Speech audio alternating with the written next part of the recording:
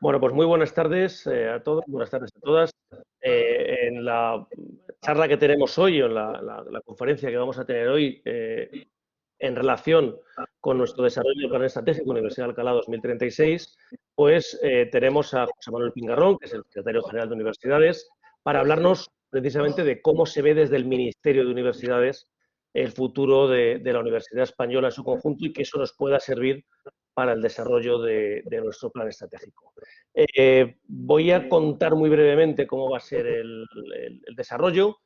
Vamos a tener, a diferencia de otras charlas que hemos tenido, bueno, primero habrá una presentación por parte del rector, luego una exposición del secretario general de Universidades y luego un segundo bloque de preguntas abiertas que, como en otras sesiones, hay que utilizar la herramienta slide.do para hacer las preguntas. Podéis utilizar directamente el código QR para hacerlas o ir a esa página web con el código de evento 045582. En todo caso, yo durante la presentación, durante la conferencia del secretario general, iré poniendo estos datos en el chat para que todo el mundo los pueda tener, también los que se conecten más tarde, que puedan acceder a ellos. De manera que cuando él termine, pues yo le iré trasladando las preguntas pues que estén en la parte superior. Sabéis que no solamente se pueden hacer preguntas, sino que también se puede votar por preguntas ya hechas, de manera que, bueno, pues aquellas preguntas que tengan más interés, pues van a la parte superior de la aplicación y podemos hacer las preguntas que sean más interesantes. Y sin más, pues voy a quitar esta presentación y le voy a dar paso a nuestro rector para que presente al conferenciante. Cuando quieras. Muy buenas tardes, querido secretario general, queridos compañeros que asistís a la sesión.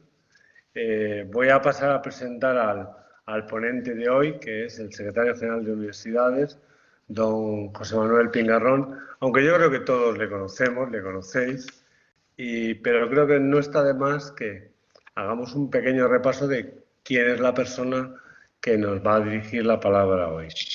José Manuel Pingarrón, que es actualmente el secretario general de Universidades, pues realmente nuestra máxima autoridad después del ministro en nuestro contacto directo en el ministerio, es catedrático de Química Analítica, ha sido presidente de la Sociedad Española de Química Analítica, presidente de la red OTRI, vicepresidente de la división de la Sociedad Internacional de Electroquímica, secretario ejecutivo de la sectorial I+D+I de CRUE, presidente del Consejo Asesor de Ciencia, Tecnología e Innovación, vicepresidente de la Real Sociedad Española de Química y vicerrector de Transferencia de Conocimiento y Emprendimiento de la Universidad Complutense de Madrid, entre otras muchas cosas.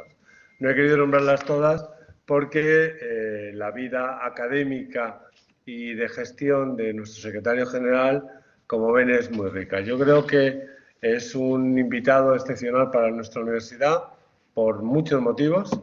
El primero es porque además es amigo. El segundo es porque es académico, entiende perfectamente nuestros problemas, lo que hacemos y lo que queremos hacer. Y en segundo lugar, pues porque ahora mismo está en un cargo de responsabilidad donde puede ver la universidad desde fuera también y ver aquellas cosas que a lo mejor nosotros desde dentro no somos capaces de vislumbrar.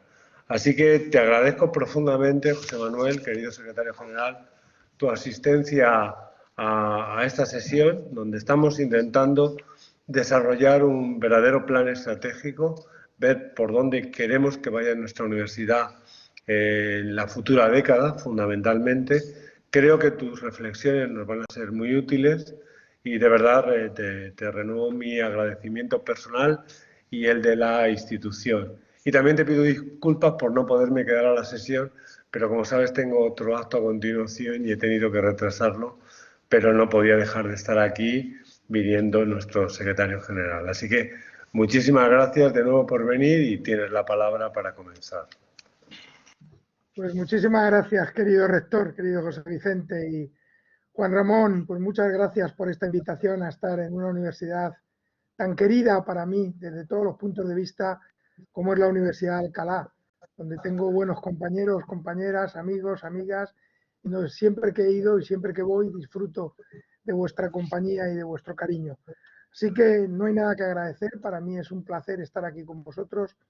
Y simplemente lo que quiero empezar diciendo es que quizá el título sea un poco pretencioso, ¿no? Porque el futuro de la Universidad Española, ojalá lo supiera yo, ojalá fuera capaz de saber cuál es el futuro de la universidad.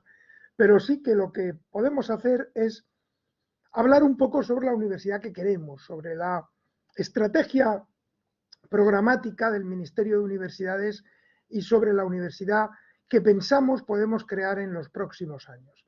Digo que pensamos porque, en definitiva, ninguno de nosotros sabía lo que nos esperaba hace un par de años atrás, y fijaros cómo ha cambiado todo, cómo ha cambiado incluso la propia universidad y el propio desempeño, tanto de los docentes, del personal de administración y servicios, como de los propios estudiantes. Por lo cual, bueno, pues esto de predecir el futuro siempre tiene sus riesgos, y ya sabéis que además para los científicos hacer predicciones sin datos no nos suele gustar, y por lo tanto, bueno, pues dejémoslo como una serie de reflexiones que pueden tener el valor que todas vosotras y vosotros le queráis dar. Así que, si queréis, empezamos un poquito con cómo pensamos que debe ser la universidad en los próximos años.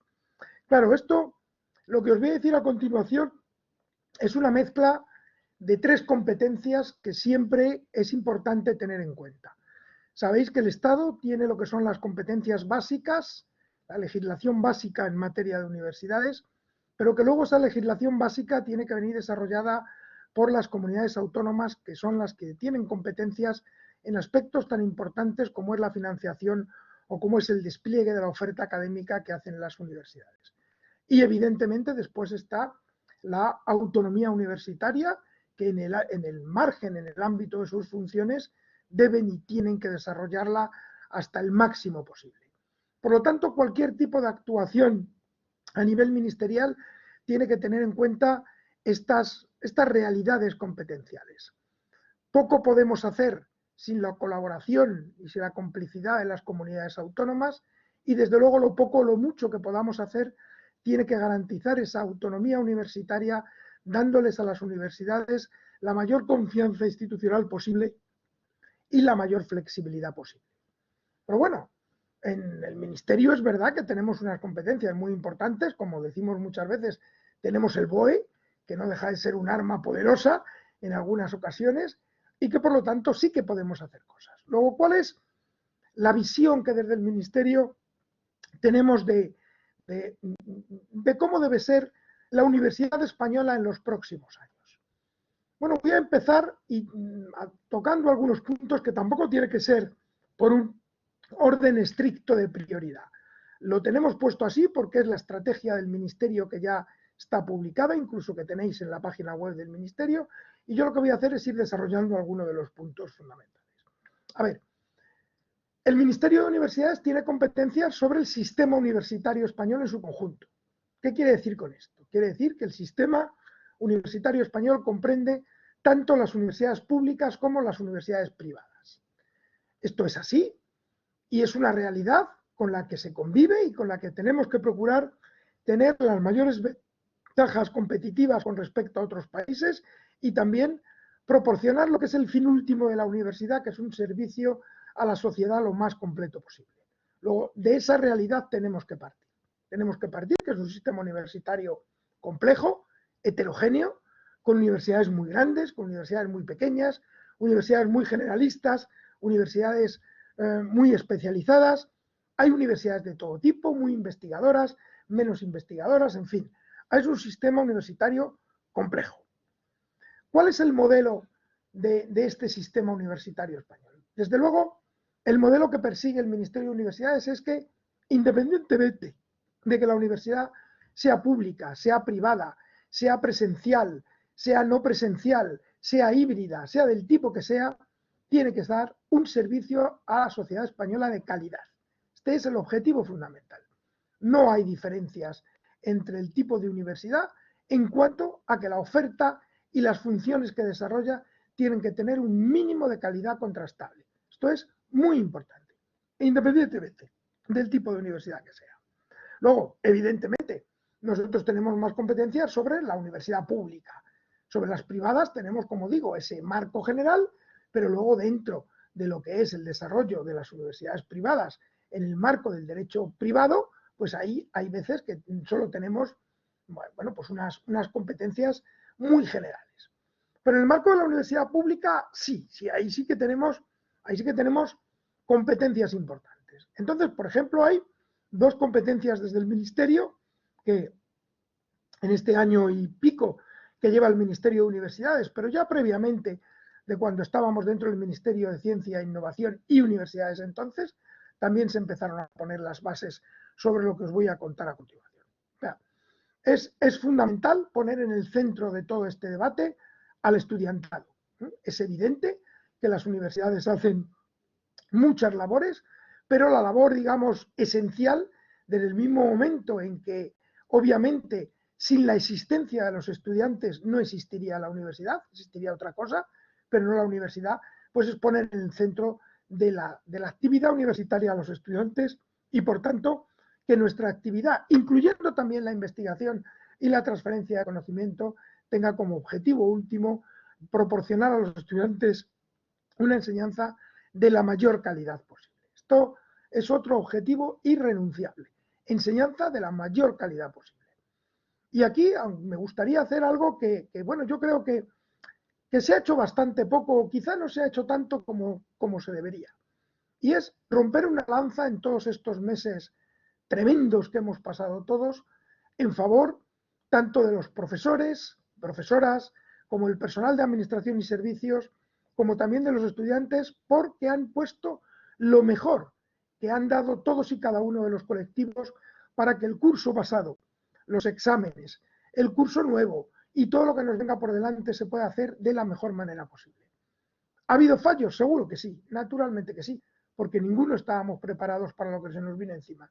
Pero con todos los fallos, con todos los problemas que haya podido haber, con todas las deficiencias, gracias al esfuerzo y al trabajo de todos los que están implicados en la actividad universitaria, esto ha podido salir adelante. Y esto creo que es muy importante ponerlo de manifiesto desde el primer momento. Realmente os estamos muy agradecidos por todo vuestro trabajo. ¿Cómo nos gustaría que fuera esta universidad pública de la que hemos hablado? Pues nos gustaría que fuera una universidad lo más equitativa posible. Es cierto que el sistema universitario español ya es un sistema que tiene un grado de equidad muy alto. Yo me gusta muchas veces cuando me preguntan sobre, hombre, que no tenemos ninguna universidad en los 100 primeros puestos del ranking de Shanghái y todas estas cosas que muchas veces se dice, pero tenemos un dato que hay veces que se obvia, ¿no? Y es que prácticamente la totalidad del sistema público universitario español está entre las 1000 mejores universidades del mundo, lo que significa que está entre el 5% de las mejores universidades del mundo. Prácticamente todo el sistema público. Esto, por ejemplo, países como Estados Unidos, tan alabado en la materia universitaria, no lo puede decir. Tenemos un porcentaje mucho mayor de universidades entre las 1000 mejores del mundo que lo que tiene Estados Unidos. O sea que, y además, los ciudadanos españoles pueden tener la seguridad de que nuestros hijos, nuestras hijas o quien queramos, pueden tener cerca de donde están una universidad pública de calidad suficiente como para que nuestros estudiantes tengan una formación, insisto, de calidad, contrastada y contrastable. Esto es muy importante. Es un sistema que tiene esa garantía de equidad. Pero tenemos que seguir avanzando y fundamentalmente en qué dos políticas. Desde luego una de las políticas prioritarias, no solo del Ministerio de Universidades, también del Ministerio de Educación y Formación Profesional, y yo creo que del propio gobierno, es tener una política de becas lo más poderosa posible. En estos años hemos puesto de manifiesto que para nosotros las becas es un derecho subjetivo, que única y exclusivamente debe venir dado por las condiciones socioeconómicas del solicitante y de la familia del solicitante. Naturalmente que estamos de acuerdo en premiar el esfuerzo, pues claro que sí, pero creemos que eso no debe ser una beca, debe ser otra cosa, que hay muchos otros instrumentos para premiar el esfuerzo universitario. Desde luego, desde este ministerio jamás minusvaloraremos lo que es el esfuerzo universitario. Pero sí es cierto que para nosotros es muy importante que las becas sean un derecho subjetivo socioeconómico. Es decir, que nadie pueda dejar de acceder a la educación superior, siempre y cuando pruebe, claro está, por motivos socioeconómicos. Esto ha llevado a que hayamos podido tener un aumento presupuestario muy grande, que quizás en estos 2 últimos años sobrepasa los 515 millones de euros y que ha permitido, por ejemplo, elevar el umbral 1, que sabéis que es el umbral más desfavorecido en cuanto a renta, a prácticamente el umbral de la pobreza. Hemos virtualmente doblado ese umbral 1 para poder tener acceso completo a la beca. Bueno, seguiremos haciendo actuaciones, pero quizá eso luego en las preguntas, si estimáis oportuno, puedo darlo más detalle. Otra idea que el Ministerio lleva haciendo desde hace tiempo es revertir un poco los aumentos de las matrículas, de los precios públicos de los grados y de los másteres que se dieron fundamentalmente en algunas comunidades autónomas a raíz de la crisis de 2008-2009, a raíz fundamentalmente del curso 2011-2012. Lo que hemos pretendido es que los precios públicos en las primeras matrículas de grado y ahora también en los másteres habilitantes vuelvan a lo que fueron los precios públicos que había en aquella época, de tal forma que, digamos, esto tampoco sea una barrera para que amplios capas de la población puedan acceder a la educación superior. Fijaros que las becas solo atienden a una parte muy desfavorecida de la sociedad, pero si las tasas son tasas muy amplias, estamos poniendo barreras a, digamos, una capa de la población que no tienen esas rentas extremadamente bajas, pero que tampoco tienen rentas altas como para que esto no sea un problema. Bueno, pues por lo tanto, esta es una política en cuanto a lo que nosotros pensamos que debe ser la universidad pública y en cuanto a la prioridad que damos a los estudiantes en cualquier desarrollo de tipo normativo que podamos llevar a cabo.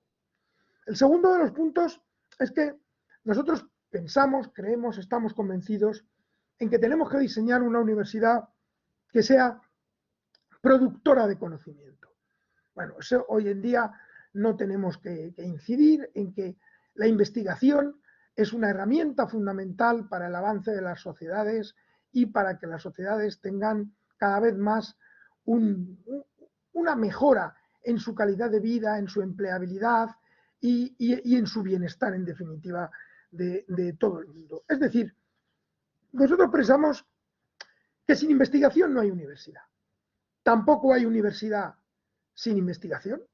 Es decir, esto es un win-to-win que se dice normalmente y necesitamos que se reconozca esta actividad investigadora en la universidad. ¿Cómo? Pues esto habréis oído que estamos a punto de sacar, ahora mismo está en Consejo de Estado, un Real Decreto de creación y reconocimiento de universidades, tanto públicas como privadas, en el cual por primera vez se establecen unos criterios que una institución de educación superior, para ser considerada universidad, tiene que cumplir. Son criterios en absoluto sumamente exigentes, son criterios que prácticamente todas las universidades públicas y privadas de una calidad reconocida cumplen, por lo tanto, no es un requisito que vaya a excluir a ninguna universidad que ya cumple en su inmensa mayoría con estas condiciones de que hay que investigar y que la investigación es una labor consustancial con la universidad. Esto es fundamental y es así. Y por lo tanto, es evidente que la investigación tiene que ser, junto con la docencia y junto con la transferencia de conocimiento, a la cual hablaremos un poquito después, tiene que ser los motivos fundamentales del desarrollo universitario y también los motivos fundamentales para que el profesorado universitario pueda tener una promoción adecuada, basada en méritos y basada en capacidad. O sea que esto es fundamental. Desde la legislación que hacemos y que haremos, tendremos que asegurarnos de que el profesorado universitario ha de tener tiempo suficiente para llevar a cabo su actividad docente y llevar a cabo su actividad investigadora. Y también la transferencia de conocimiento. Hay algo que también quisiera poner desde el primer punto de vista, del primer momento, como un elemento distintivo de lo que pensamos en el Ministerio. En el Ministerio no damos ni mucho menos más prioridad a la investigación que a la docencia, ni viceversa. pensamos que son labores consustanciales de la universidad y por tanto del profesorado universitario, que los méritos académicos en investigación tienen que ser igualmente evaluables que los méritos docentes y viceversa, y que desde luego el profesorado universitario, en función de su trayectoria vital, de sus condiciones, de sus posibilidades, en fin, en función de muchísimas cosas, de la estrategia de cada universidad también, debe poder elegir a lo largo de su carrera académica vital hacer más énfasis en una o en otra de la actividad bien docente, bien investigadora, bien de transferencia de conocimiento, pero, eso sí, sin dejar nunca de lado de un modo completo las tres funciones de la universidad. Eso sí, se puede modular esa actuación, pero eso dependerá obviamente de los planes que cada universidad pueda poner en marcha, pero investigar y dar clase y hacer transferencia de conocimiento son derechos y deberes del profesorado que además redundan fundamentalmente en una mejor educación de nuestros estudiantes. Claro, antes se decía cuáles son las tres patas de la universidad, las tres funciones fundamentales. Pues en principio era la docencia, luego vino la investigación, luego ha venido la transferencia de conocimiento, pero en realidad estas tres funciones de la universidad son herramientas para hacer algo que es de verdad nuestra labor más importante, que es ser un servicio útil a la sociedad. Las universidades no son de los universitarios, las universidades son de la sociedad. Y todos los que trabajamos, hemos trabajado y trabajaremos en las universidades, nos debemos a la sociedad. Esto es fundamental que quede claro también dentro del punto de vista de lo que es la estrategia que este ministerio va a llevar a cabo y desde luego en la futura ley orgánica de universidades cuando ésta salga. Por lo tanto, esta labor de función con la sociedad implica varias cosas. En primer lugar, implica que necesitamos que esa transferencia de conocimiento de la que hablamos tantas veces sea llevada a cabo de una manera eficiente, efectiva y con el total apoyo de las instituciones, tanto de las administraciones como de las instituciones universitarias. Es decir, necesitamos que esa transferencia del conocimiento generado por la universidad permee hacia toda la sociedad. Y cuando digo hacia toda la sociedad, digo a toda. No solamente tienen por qué ser a las empresas, que también, sino también organizaciones sociales, también organizaciones sin ánimo de lucro, organizaciones no gubernamentales, administraciones públicas, es decir, que haya una transferencia de ese conocimiento, que insisto, y esto me lo habréis oído hablar muchas veces, no es solo transferencia de conocimiento tecnológico, sino que hay que considerarlo en el sentido más amplio de la palabra conocimiento.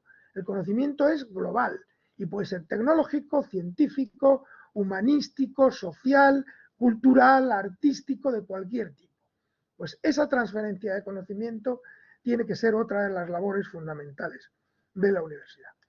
Hoy en día es evidente que las universidades, en cuanto a la función que tenemos con la sociedad, tenemos otros muchos objetivos. Por ejemplo, los campus universitarios y las universidades no pueden estar al margen de la transición ecológica. Es fundamental que nuestros conocimientos en estos ámbitos vayan orientados hacia esa transición ecológica y a tener campus prototipos en sostenibilidad y también, obviamente, tenemos que ser vanguardia en las políticas de igualdad de género, en las políticas de paridad entre hombres y mujeres. Necesitamos también en las universidades ser motores de lo que es la transición digital. Una de las actuaciones fundamentales en los planes de recuperación y resiliencia es hacer de España un país lo más digitalizado posible. Y eso en la enseñanza superior tiene un papel extremadamente importante.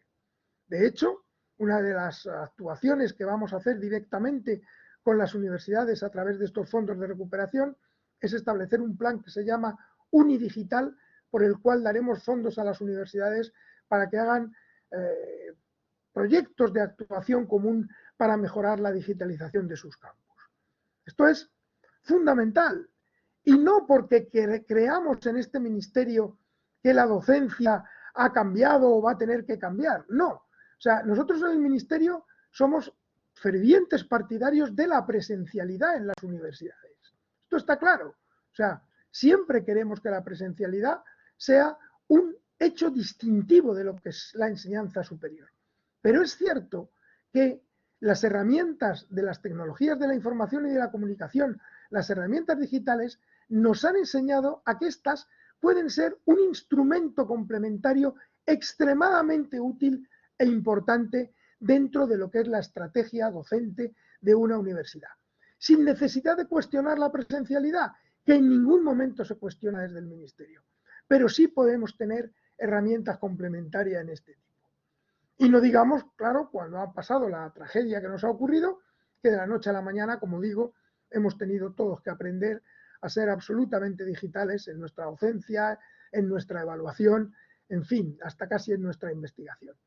Por lo tanto, aprovechemos que los procesos de digitalización es algo que es fundamental en la modernización de la sociedad española para también dar un impulso definitivo en la digitalización de los campus universitarios que nos permita estar preparados no solo cuando hay contingencias, sino para ser capaces de aprovechar las potencialidades de la digitalización en toda nuestra actividad universitaria. Es muy importante también que pongamos en valor lo importante que es la universidad en el entorno territorial. En fin, vosotros sois una universidad madrileña, con lo cual, digamos, el entorno territorial quizá está un poco menos definido, pero no hace falta que ponga ejemplos de algunas universidades donde su influencia en el entorno económico, social, cultural de aquella ciudad donde está la universidad es absolutamente decisiva, de tal manera que en algunos casos es, sin duda ninguna, la primera industria de esas ciudades donde está la universidad. Por lo tanto, la universidad es un factor clave para ese desarrollo territorial y además podemos jugar un factor muy importante en evitar o revertir el despoblamiento de algunos territorios.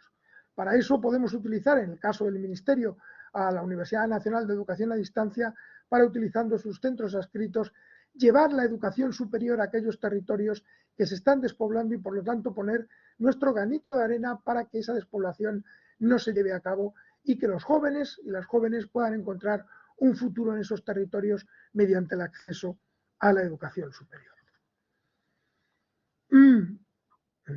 Necesitamos que la universidad sea una institución que contribuya al desarrollo económico y a la creación de empleo de calidad.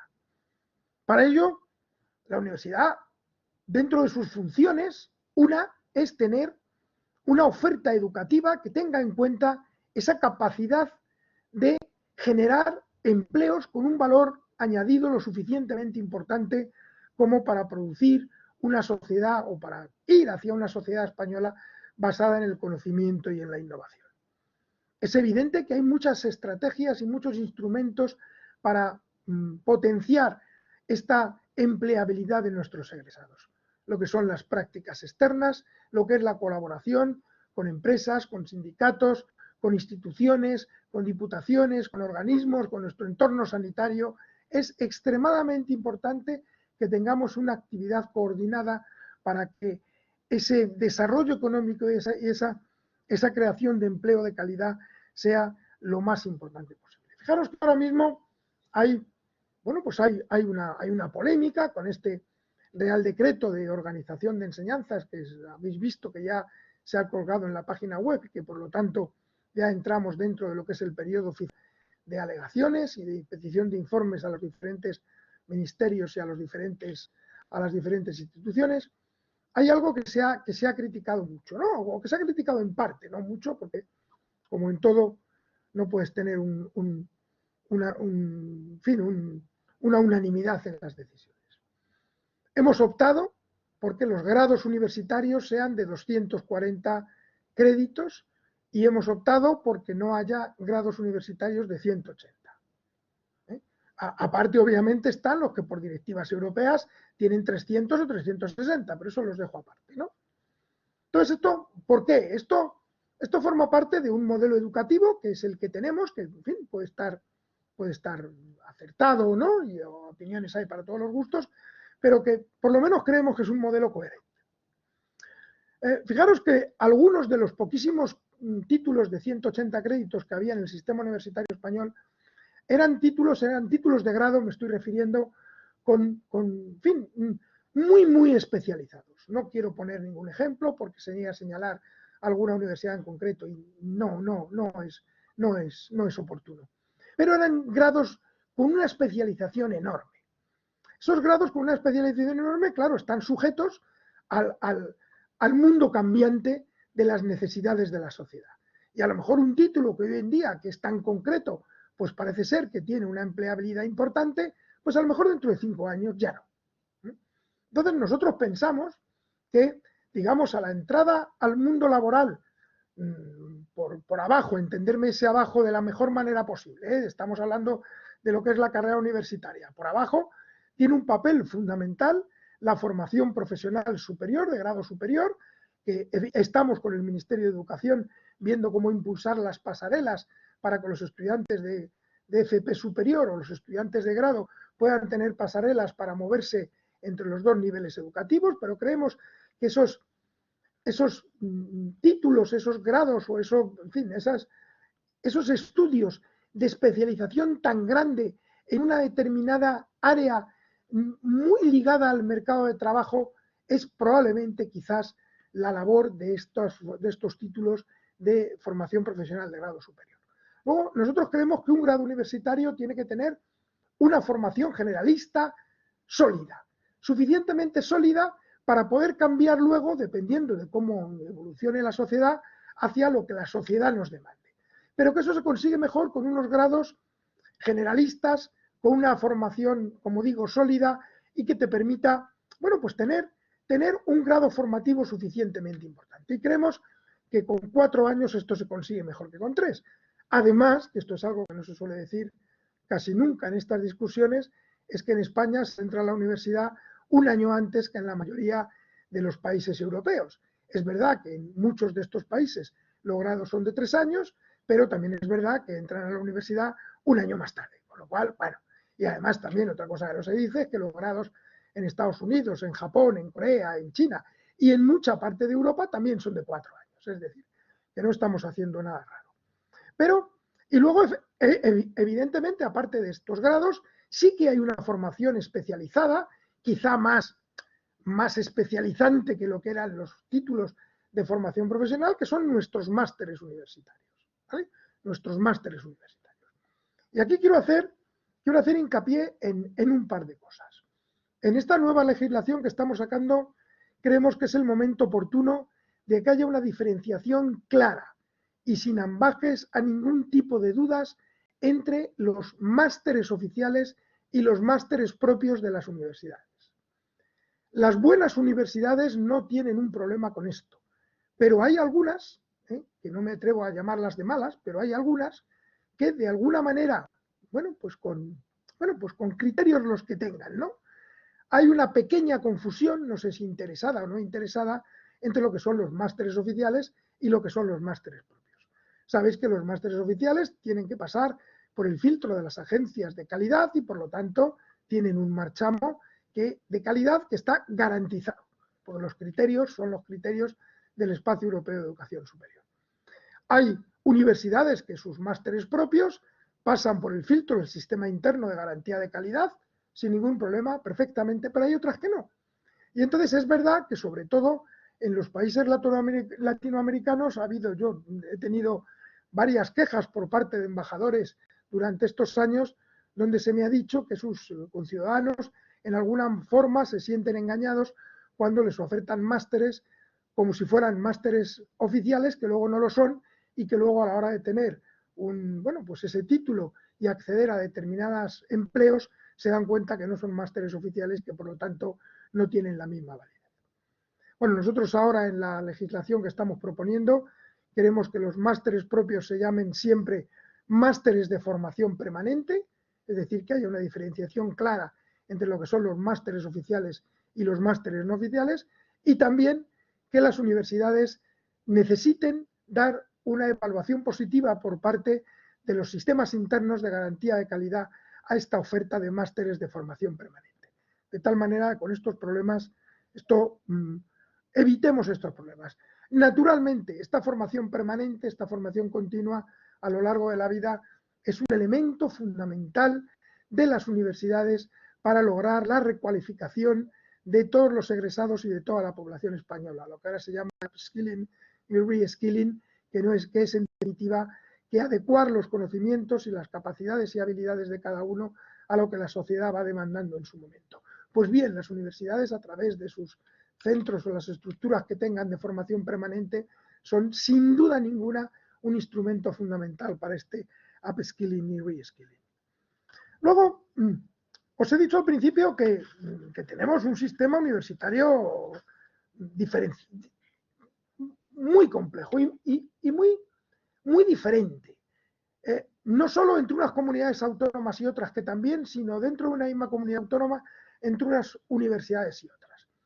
Lo que queremos hacer con la legislación que estamos proponiendo es dejar grados de libertad a las universidades para que se desarrollen en la medida en que la propia comunidad universitaria decida hacerlo. Es decir, no todas las universidades tienen por qué ser iguales, no todas las universidades tienen por qué especializarse en las mismas materias, no todas las universidades tienen por qué tener las mismas líneas estratégicas, no todas las universidades tienen por qué tener un absoluto modelo igualitario en cuanto a esa estrategia. Y por lo tanto, aquí es fundamental que seamos capaces en la nueva ley de dar la flexibilidad, como he dicho también, la confianza institucional a las universidades para que sepan usar las herramientas de que disponen para desarrollarse en la medida en que sus comunidades lo estimen oportuno. Esto es muy importante. Es decir, bueno, pues habrá universidades que a lo mejor quieran especializarse en determinados ámbitos del conocimiento o que quieran especializarse en determinadas actividades o que tengan determinados institutos de investigación. En fin, esto debemos dejar flexibilidad y libertad a las propias universidades dentro de sus órganos de gobierno y sus órganos de representación para que lo lleven a cabo. Otro aspecto decisivo de las universidades españolas en los próximos años es que debemos tener una universidad lo más internacionalizada posible. Debemos abrirnos al mundo, por los estudiantes, los profesores, el personal de administración y servicios, y tenemos que empezar a ser una universidad que ya lo estamos siendo en muchos casos, una universidad que esa globalización, en el mejor término de la palabra globalización, nos aprovechemos de ella para ganar en cotas de calidad. Desde luego, bueno, pues ya veréis que en la futura ley, si es que sale, la movilidad del profesorado va a ser un aspecto fundamental. En el Real Decreto de Recualificación del Profesorado Universitario que acabamos de sacar, pues uno de los aspectos obviamente decisivos son esas estancias de formación de nuestros jóvenes doctores o del personal que ya es permanente, estancias de recualificación en universidades distintas de donde leyeron la tesis o donde están contratados o donde son funcionarios. Es decir, esta movilidad es algo muy importante y evidentemente también es muy importante no poner trabas a la recepción de estudiantes extranjeros en nuestras universidades. Habréis oído hablar de que con la reforma de la LOMLOE se ponía una prueba de selectividad a los estudiantes que no provenían de la Comisión Europea y no es así, no hay nada más en fin, distinto de la realidad. Es verdad que en el texto de la ley podía dar lugar a una confusión, pero desde el primer momento en el Ministerio de Educación, la CRUE y el Ministerio de Universidades nos pusimos manos a la obra para que esto quede claro. O sea, hay dos objetivos fundamentales. Uno es que un señor de Guayaquil no tenga más opciones para entrar en la Universidad Española que un señor de Valladolid. Deben tener las mismas, ni más ni menos, pero las mismas, ¿no? Y, por otra parte, es garantizar que efectivamente cuando se viene a estudiar a una universidad española se tiene un nivel de intelectualidad suficiente como para poder seguir los estudios superiores. ¿Cómo vamos a hacer? Pues estas pruebas, que al final no van a ser desde luego una EBAU para estos estudiantes, serán unas pruebas tan sencillas como una entrevista personal y una redacción de un tema genérico. Estamos terminando de perfilar cómo va a ser el desarrollo de esta prueba para los estudiantes que provengan de sistemas universitarios extranjeros. Lo harán probablemente las universidades con las comunidades autónomas, igual que hacen la EBAU, pero en ningún caso esto va a ser una barrera para recibir estudiantes internacionales. Cuando además estamos también implementando acuerdos bilaterales con muchos países para que haya acuerdos mutuos de reconocimiento tanto de títulos como del acceso a la universidad. Tenemos una estrategia, estamos desarrollando una estrategia de internacionalización de la Universidad Española que es evidente que necesitamos potenciar y necesitamos abrirnos a áreas de un gran futuro en cuanto a la educación superior. De verdad, os asombraría el potencial que tiene, por ejemplo, el África subsahariana en cuanto a educación superior, y que la inmensa mayoría de estos potenciales estudiantes ahora se van a Francia y que, sin embargo, podéis estar seguros del enorme interés que las universidades españolas despiertan para este tipo del estudiantado joven, independientemente, obviamente, está de nuestra relación, en fin, estructural con Latinoamérica y también de nuestras relaciones últimamente muy desarrolladas con Asia.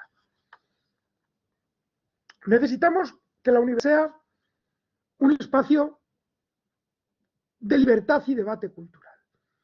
Es decir, la tolerancia, la libertad de expresión, el libre intercambio de ideas y proyectos son principios básicos de la interacción en la comunidad universitaria. Esto es, no puede ser de otra manera. Esto es un principio básico de lo que tiene que ser la Universidad Española en los próximos años.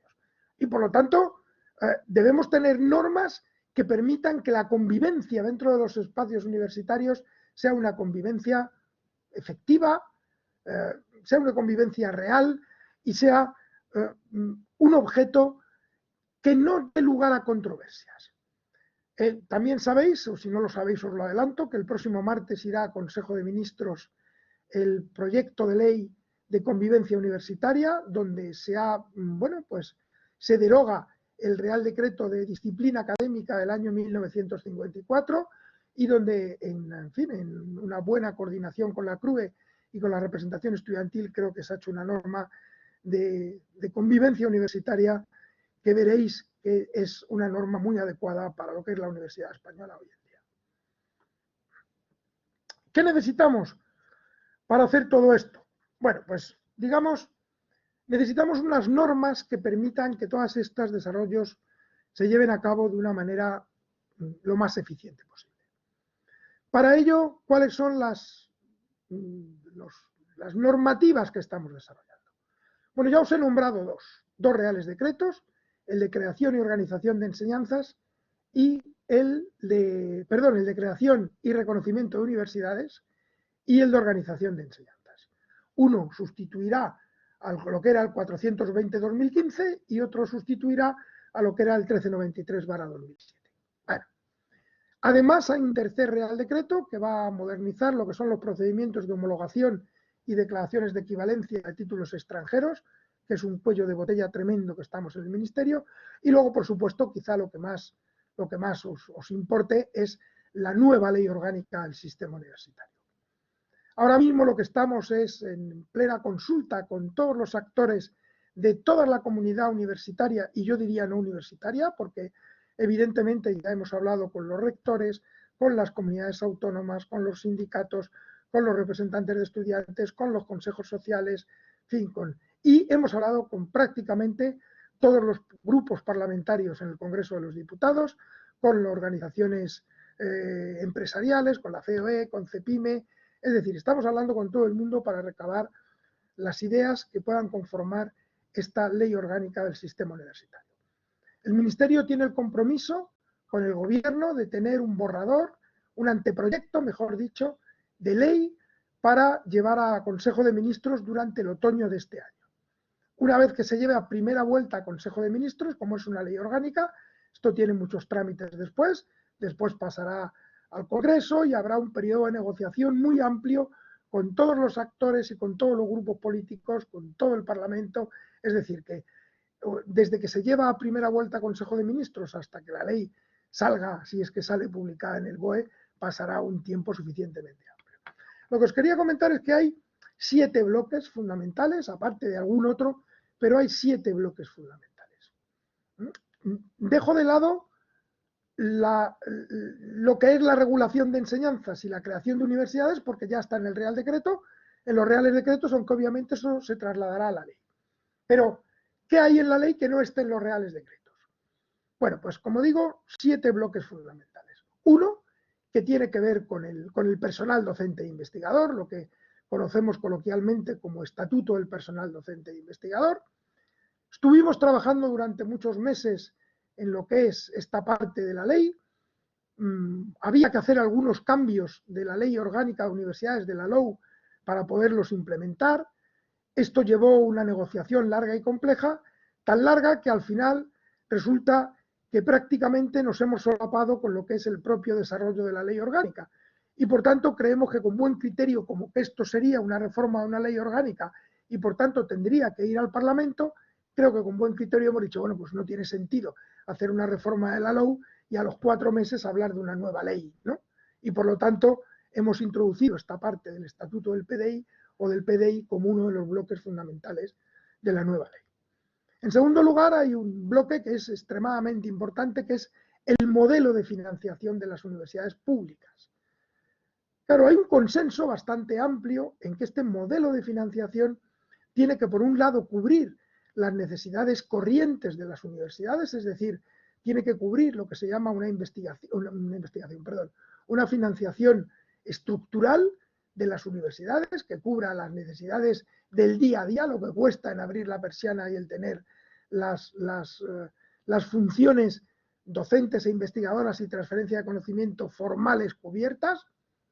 Y luego hay también, y además hay un interés importante de la Comisión Europea con esto, en que una parte de la financiación esté ligada a objetivos a cumplir con indicadores medibles, contrastables, concretos, que se negocien obviamente entre las universidades y las comunidades autónomas, porque no olvidéis que son las comunidades autónomas las responsables de llenar este modelo de financiación.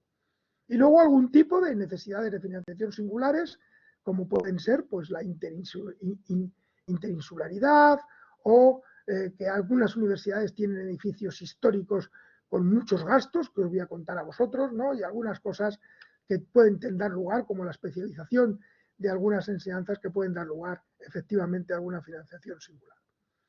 Hay un tercer bloque que está pues, íntimamente ligado al primero y al segundo también, que es hay que hacer una reflexión sobre el modelo de gobernanza en las universidades públicas españolas. Hay que ver qué modelo de gobernanza tenemos en todos los ámbitos, hasta cuál es la función de los departamentos y la función de las facultades, cuáles son sus obligaciones y cuáles no. Dejamos a las universidades una amplia flexibilidad para que vayan más por el nivel departamental o por el nivel facultativo, porque esto depende también de la historia de las universidades. Hay universidades más modernas que tienen un desarrollo más departamental y universidades más clásicas que por su tradición o por lo que sea han optado más por ir hacia un modelo de facultades. ¿Cuáles son las interacciones con los institutos universitarios?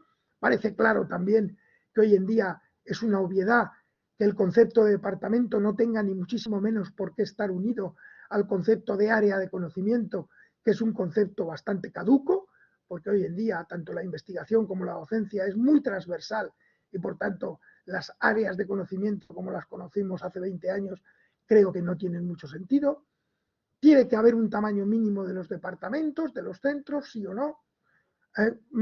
¿Cuáles son el tamaño y las funciones de los órganos de representación y de participación?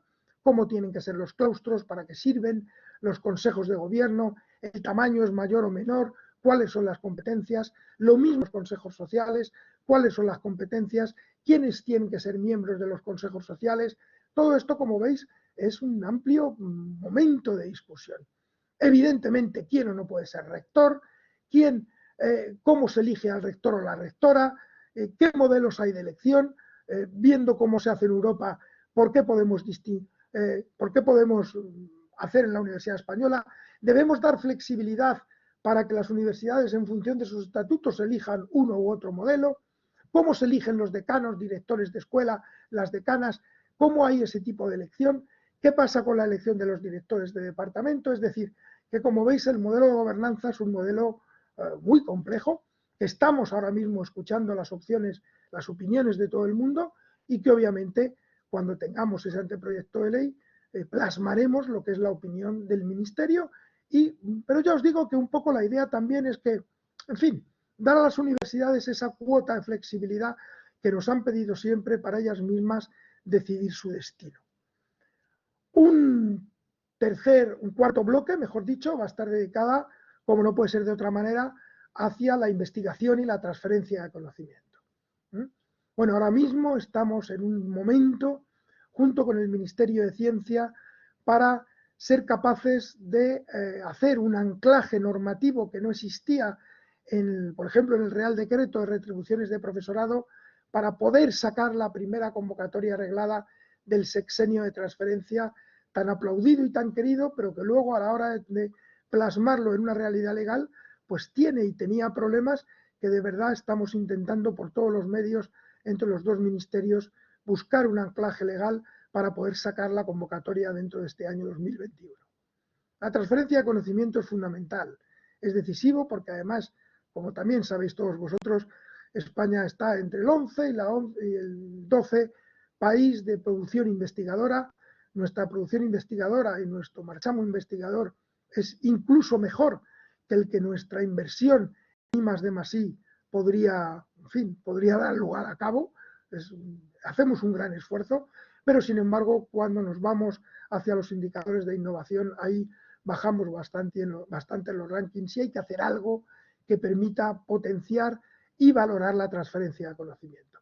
Nosotros creemos que, tal y como ocurrió en su momento con el sexenio de investigación, implementar un sexenio de transferencia de conocimiento en la medida en que podamos es una herramienta fundamental para que esta actividad tan importante sea reconocida en la universidad.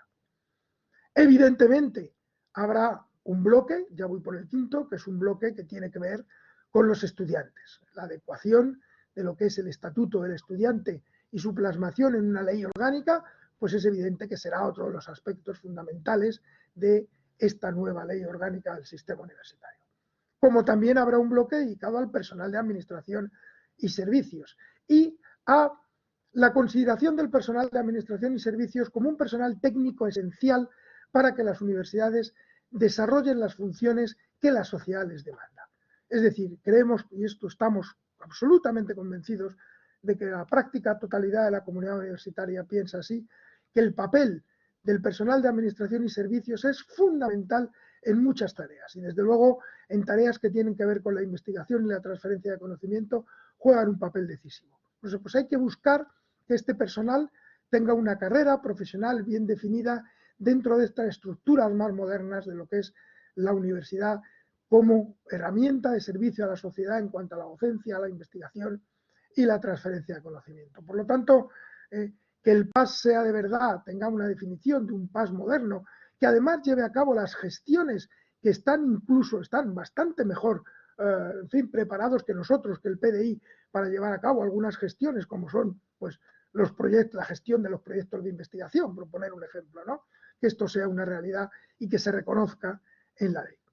Y luego hay un último bloque que tiene que ver con lo que ya os he comentado, con la internacionalización de la universidad. Creemos que hoy en día que haya dentro de una ley orgánica del sistema universitario un capítulo específicamente dedicado a lo que es algo consustancial con una universidad europea en el siglo XXI, que es una universidad internacionalizada, con una participación exitosa en las convocatorias de universidades, de alianzas de universidades europeas, muy exitosa, donde tenemos pues, 24 universidades ya en estos consorcios.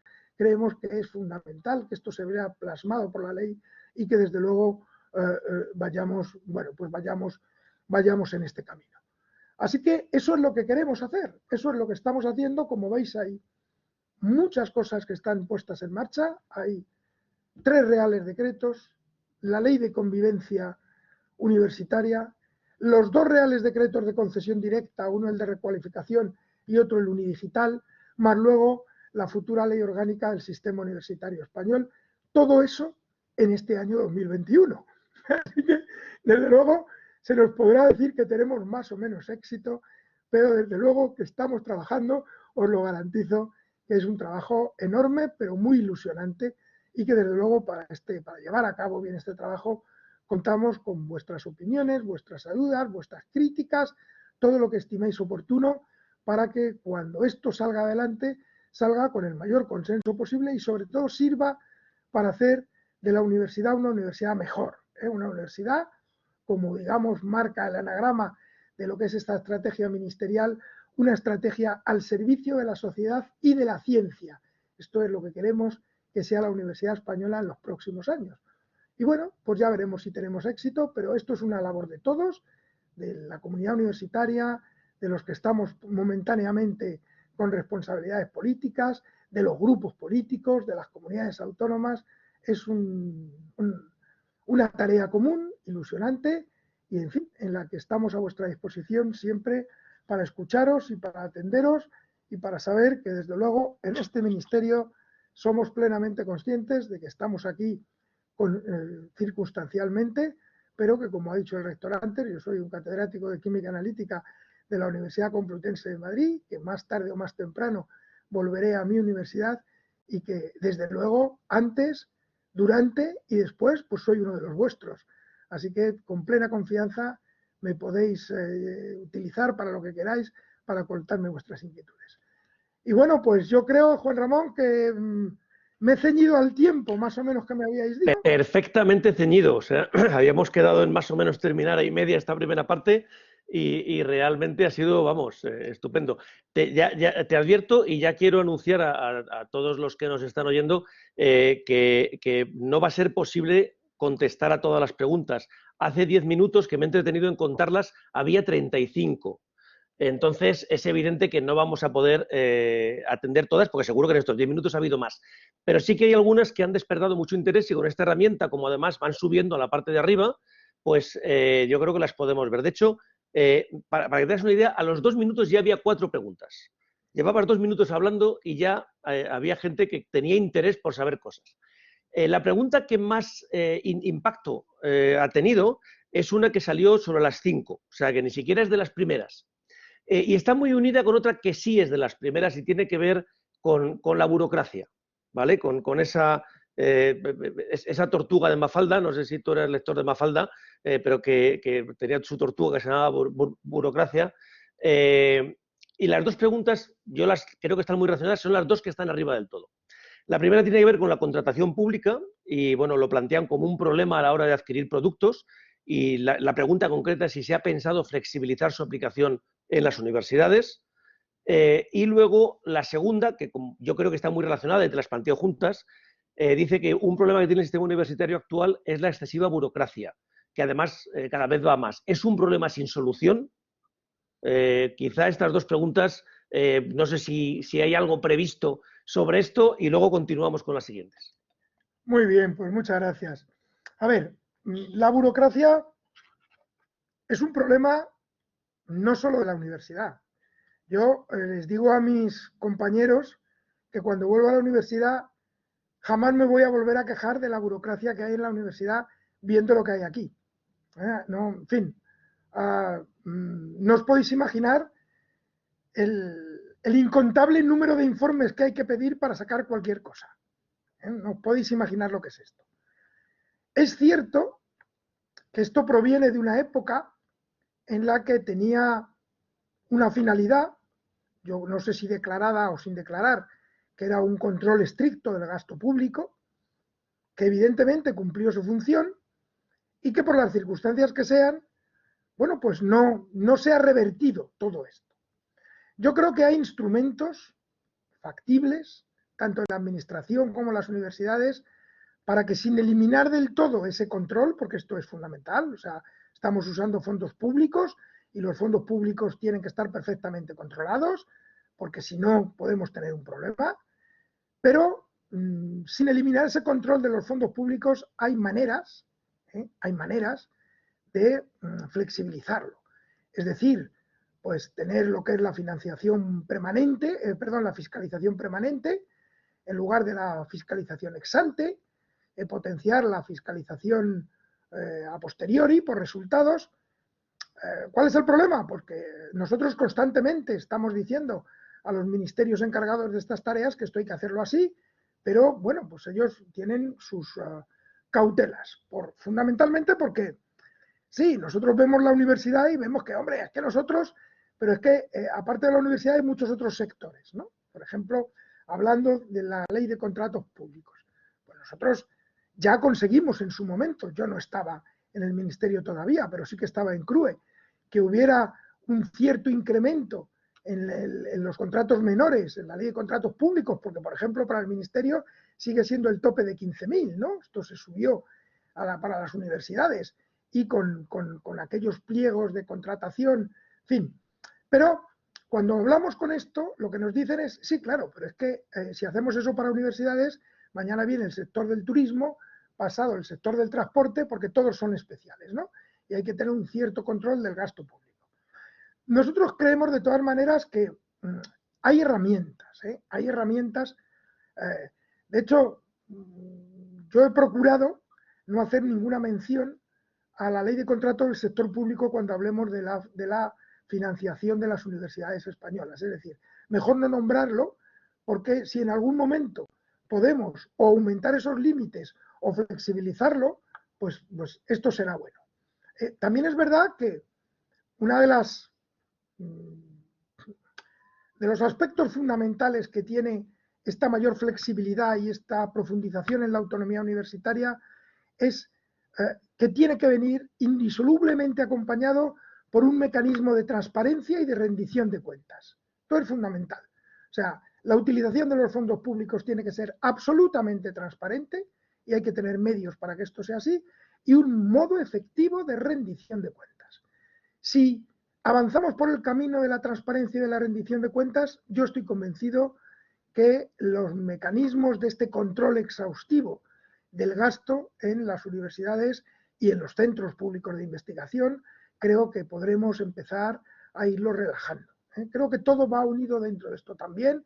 Cuando las universidades tengan este famoso modelo de contabilidad analítica que todo el mundo habla y que no acabamos de poner nunca en vigor, yo creo que a partir de ahí sí que va a ser más factible poder ir a nuestros ministerios encargados de esta materia y decirles, miren, las universidades son un ejemplo de transparencia y rendición de cuentas, por lo tanto, esta fiscalización ex ante empieza a carecer de sentido. Mientras tanto, aprovechemos estos pequeños resquicios de la ley de contratos del sector público para investigación para poder llevar a cabo actuaciones que se pueden hacer. Por ejemplo, yo era vicerrector de investigación cuando, en fin, gracias a mi rector, obviamente, pero yo le dije, rector, vamos a considerar que cada proyecto de investigación es una unidad contable específica, porque si no es imposible. Si tienes que hacer compra de anticuerpos para toda la universidad, pues está claro que pasan los 50.000 euros pues a los 3 días en mi universidad. Pero si cada proyecto específico es una unidad contable, que eso no lo negaba la ley de contratos del sector público, pues entonces ya sí, porque no vas a gastarte, en fin, puede que sí, pero es difícil que te gastes 50.000 euros solo en anticuerpos, ¿no? Entonces, aprovechemos esa serie de resquicios que a veces nuestros gerentes, perdón si hay alguno, no sean más papistas que el Papa, ¿no? Y que vean que, bueno, en fin, mientras el dinero se use bien, tampoco esto es, en fin, y aprovechemos eso mientras seamos capaces de flexibilizar el sistema en su conjunto. Sí, el gerente, no sé si estaba conectado, ha dicho que se iba a conectar, no sé si se habrá conectado, no lo he visto, pero aquí la asesoría jurídica en nuestro caso no es partidaria de esa visión. Y entonces, porque entiende que la unidad contable es la que tiene el CIF. Y a partir de ahí, pues tenemos una interpretación diferente. Ya te digo claro, que en la Complutense al menos 3 años lo hemos hecho y que yo sepa, todavía no nos han metido a ninguno en la cárcel. Bueno, pues a lo mejor hay que explorarlo. Seguimos hay un grupo de preguntas que tiene que ver con el profesorado. La primera, la que está ahora mismo más arriba, tiene que ver con la atracción de talento internacional. Ayer tuvimos una charla sobre investigación y tuvimos a Mercedes García Arenal, que es investigadora en humanidades, y a Nuria Oliver, que es del ámbito de la inteligencia artificial. Ambas, una trabaja en el consejo y otra en el ámbito privado, investiga, digamos, en el ámbito empresarial fundamentalmente. Y uno de los grandes problemas que planteaban es precisamente lo que aparece en esta pregunta, ¿no? Que textualmente dice, ¿no cree que para atraer talento internacional a nuestras universidades deberíamos ofrecer unos salarios competitivos? ¿Cómo se puede hacer eso con nuestra norma? Yo creo que no se puede, pero no sé si hay algún resquicio con el que nos puedas iluminar un poco la línea de anterior. Naturalmente, yo también estoy de acuerdo. Es más, también estaría de acuerdo con que los salarios de los profesores normales y corrientes también fueran más altos, ¿eh? O sea, sin duda alguna. O sea, por supuesto que sí. A ver, sí. Hay dos maneras. Los sueldos de los profesores, los que somos funcionarios, es el Ministerio de Función Pública quien los fija. Los sueldos de los que son contratados son las comunidades autónomas y los convenios colectivos dentro de cada universidad. Es decir, que el Ministerio tiene pocas herramientas en cuanto a sueldos, pero sí tiene herramientas en cuanto a intentar captar talento. Con este plan de recualificación del profesorado, un tipo de ayudas que hemos sacado es las que hemos llamado María Zambrano. Las ayudas de María Zambrano son personas que como mínimo tienen que haber estado 24 meses en algún otro sitio, obviamente haciendo docencia y o investigación en alguna universidad o centro de investigación, independientemente de la nacionalidad que tengan, y les ofertamos pasar 1, 2 o 3 años en una universidad pública española. Y para eso les damos 4.000 euros brutos a la universidad para que les contrate como la universidad quiera, 4.000 euros brutos al mes, más 3.500 euros de los gastos de desplazamiento. Es decir, bueno, pues es una manera. Y luego, en la futura ley de universidades, si es que esto sale adelante, en el apartado del PDI, tenemos una figura que se llama profesor distinguido, que en fin, al final había muchos problemas de cómo, que en realidad yo lo cuento siempre de la siguiente manera. Una de las, en fin, de los chascarrillos, porque tampoco es verdad, porque también se puede contratar a un premio Nobel sin necesidad de estar acreditado, pero en fin, estas cosas que se dicen de que si viniera Einstein no podríamos contratarle porque no está acreditado. No es verdad, porque hay excepciones en la propia normativa de acreditación para que desde luego si viene Einstein se le pueda contratar. Pero para evitar ese problema creábamos una figura, creamos que si esto sale adelante saldrá, en la cual la universidad puede contratar durante un contrato de 3 años sin necesidad de acreditación y sin que nosotros digamos nada del sueldo a quien quiera. Claro, luego tendrá la universidad que pelearse en su consejo de gobierno y con sus sindicatos, pero eso es problema de la universidad, ¿no? Esto no es nuestro. Entonces, y durante esos 3 años, imagínate que no tiene méritos de docencia porque, hombre, supongo que si la universidad la contrata, al menos de investigación sí tiene. Bueno, pues durante esos 3 años la universidad le puede dar docencia suficiente para que al cabo del tercer año este contrato se puede ampliar a 2 años más, tenga los méritos suficientes para ya poder ser acreditado y ya poder ser titular o catedrático. Obviamente cuando sea funcionario cobrará menos a lo mejor de lo que cobraba cuando sea profesor distinguido, pero amigo, la función pública es la función pública. Ahora, hay incentivos de otro tipo, la universidad puede dar incentivos de otro tipo. Salariales difícilmente, porque la retribución de los funcionarios públicos es la que es.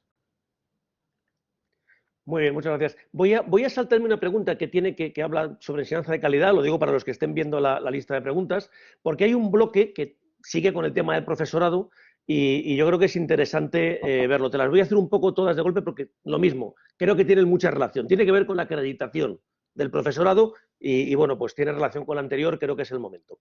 Se hablan de que se rumorea que hay una idea, una solución de que la NECA no acreditase y que lo hiciese cada universidad según sus criterios.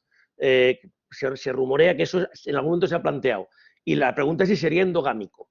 La siguiente pregunta sobre profesorado es si es bueno que para la universidad que cada 2 años, no sé si es cada 2, pero sí cada poco tiempo, cambien los criterios de acreditación. Y si eso no es, en fin, si no hace más difícil el poder conseguir la acreditación a titular, por ejemplo, ¿no? Que es lo que plantean aquí. Luego, si hay acreditación en las agencias autonómicas, quizá que tenga que ver con ese rumor que se ha oído y no en la NECA, si no se van a crear desigualdades, ¿eh? Y yo creo que por aquí no hay más. O sea, eso serían los de profesorado. Y luego ya vamos a otro bloque.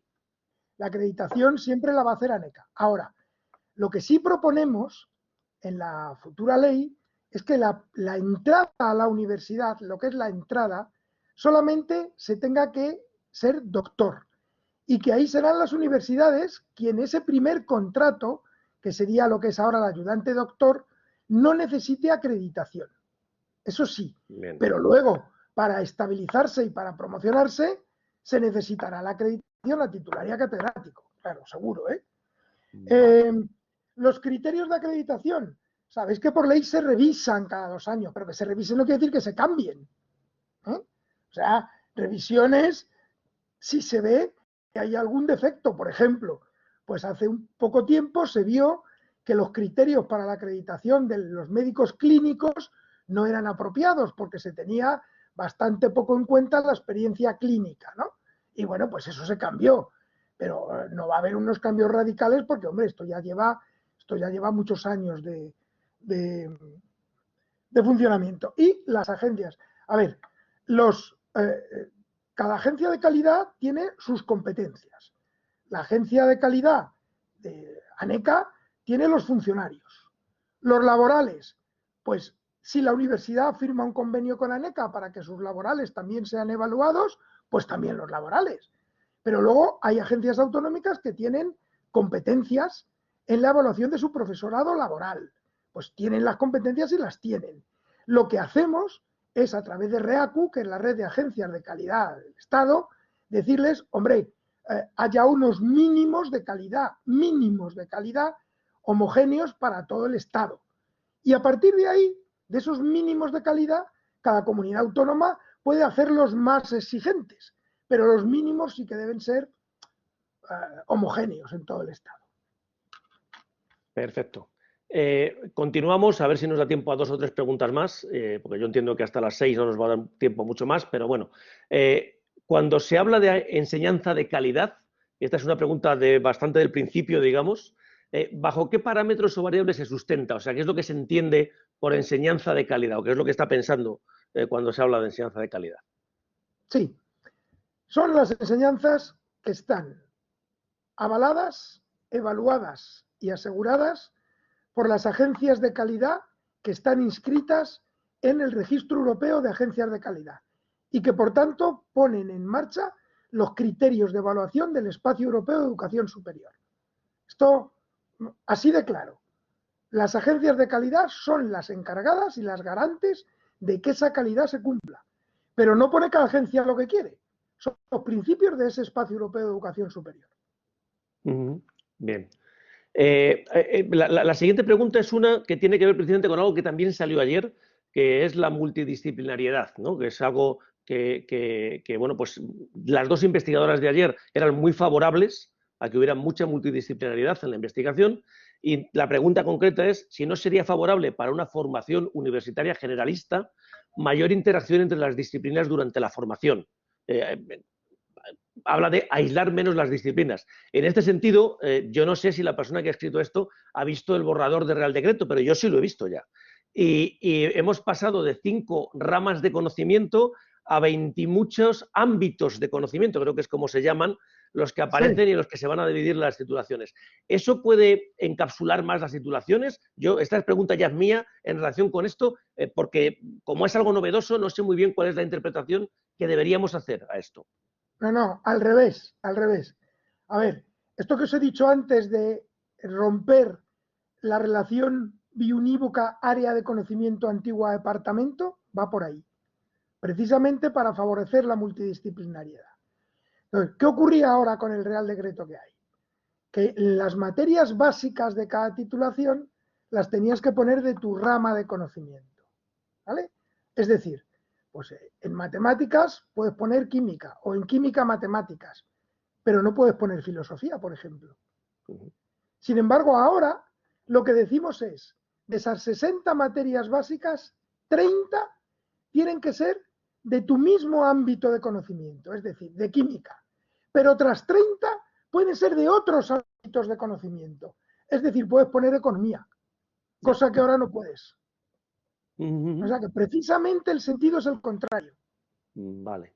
Y también, pues los ámbitos, claro, y también los ámbitos de conocimiento es una manera de empezar a romper ese catálogo de áreas de conocimiento, que hay más de 200, que por cierto está derogado, porque eso solo se utilizó para las famosas habilitaciones, pero que en los departamentos se siguen sacando las plazas por el área de conocimiento.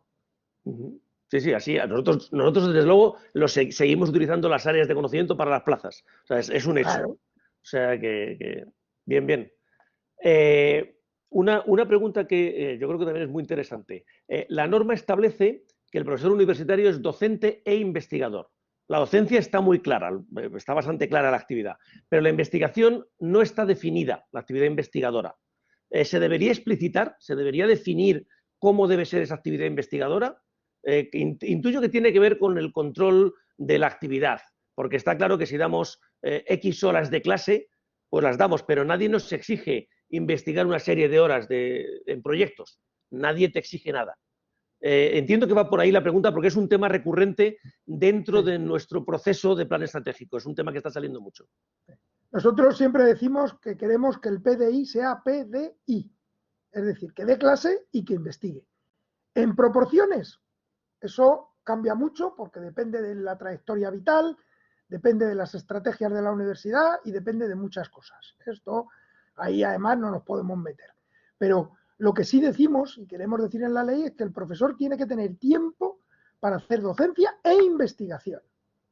Obviamente, luego la evaluación de sus méritos curriculares, la evaluación de los sexenios y todo eso, pues está claro que tiene que tener la consideración de la parte de la investigación que marca pues, la acreditación o que marca la propia normativa de la universidad. Pero sí, claro que tiene que tener tiempo. Y esa generación de conocimiento y la transferencia de conocimiento tienen que ser aspectos evaluables y, por lo tanto, aspectos que tengan su importancia en el currículum de un determinado profesor. ¿Cómo? ¿Qué horas se dedican a una cosa y qué otras? Nosotros lo único que haremos probablemente es establecer un mínimo de horas de docencia que haya que dar. A partir de ahí, e incluso en circunstancias particulares, si la universidad lo estima, pues puede repartir esa parte docente e investigadora. Lo que no queremos es que haya solo personal docente y que haya solo personal investigador. Pero obviamente la estrategia de cada universidad tendrá que desarrollar eso. Muy bien, pues vamos a hacer la última pregunta por la hora que es y para terminar a las 6, que es lo que habíamos hablado, y tiene que ver con... Sí. Como he estado 5 minutos fuera, puedo quedarme 5 minutos más. Bueno, vamos a hacer esta y luego vemos después si nos queda tiempo para más. Realmente hay dos preguntas que además, digamos, tienen el mismo nivel de deseo por parte de nuestra audiencia, que tiene que ver con metodologías de enseñanza, ¿no? La primera es si se han detectado problemáticas concretas en la metodología de enseñanza actual, por ejemplo, la metodología de clase magistral y el papel pasivo del estudiante. Y la segunda es, lo mismo, si se han identificado mecánicas de enseñanza de interés para importar desde las mejores universidades. Por eso digo que están muy relacionadas. De hecho, ayer Nuria Oliver nos hablaba de su experiencia en un momento y en un lugar muy concreto, haciendo su doctorado en el MIT. O sea, que es un sitio muy específico para hacer un doctorado en ingeniería, ¿no? Y ella hablaba del taller de artesanos del Media Lab del MIT, en el que prácticamente los doctorandos seguían un poco el ritmo de los aprendices de los gremios. Entrabas como aprendiz en un entorno y ahí ibas trabajando e ibas demostrando que eras capaz de hacer cosas. De hecho, tenían un lema que era demo or die, o sea, o demuestras que has hecho algo o te mueres, en lugar de publish or perish. Era un poco la diferencia de hacer frente a publicar. También es una universidad muy ingenieril, hay que entenderlo, y planteaba ese mecanismo, digamos, en el ámbito del doctorado. Pero desde luego las otras, digamos, las preguntas van por metodologías de clases magistrales o de otras metodologías de otras universidades que puedan favorecer ese proceso de enseñanza-aprendizaje. Pues fíjate que en el nuevo Real Decreto de Organización de Enseñanzas, por primera vez introducimos algo que se llama estructuras curriculares específicas y de innovación docente. Y os voy a leer solo un párrafo de este artículo para que veáis que efectivamente por lo menos dejamos la ley abierta para que las universidades que quieran puedan hacerlo. Estas propuestas de innovación docente globales podrán ser reconocidas al estudiantado por la universidad mediante la emisión de un certificado u otro documento acreditativo específico con el objeto de valorizarlas. Dichas propuestas podrían ser, que puede haber otras, la docencia a través del aula invertida, el aprendizaje basado en el trabajo por proyectos o casos prácticos, el desarrollo del trabajo colaborativo y cooperativo, el aprendizaje basado en la capacidad de resolución de problemas, competencias multilingües, la docencia articulada en el uso intensivo de las tecnologías digitales de la información y la comunicación y otras iniciativas que impulse la universidad o el centro. Es decir, lo que ponemos en el Real Decreto es que si una universidad quiere hacer una titulación basada en este tipo de innovación docentes, va a poder diferenciarlas de las demás y va a poder dar un certificado diciendo, este título está basado en la innovación docente del tipo que sea. Bueno, pues de hecho, yo creo que el que aparezca en el BOE, que nuevamente es un poco esa potencia del ministerio, ¿no? El ministerio decía, no tiene muchas competencias, pero tiene el BOE, ¿no? Pues efectivamente el que aparezca en el BOE, desde luego, da un impulso a esas estrategias de innovación docente que desde luego son importantes. Y bueno, por hacer la última pregunta, yo sinceramente la voy a hacer, pero no sé a qué se refiere.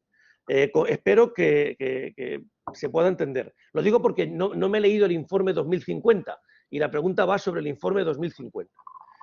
¿A qué cree que se debe la poca importancia en el informe 2050? ¿No interesa la calidad de la universidad en el futuro? Intuyo que alguien no se ha visto reflejado en el informe 2050.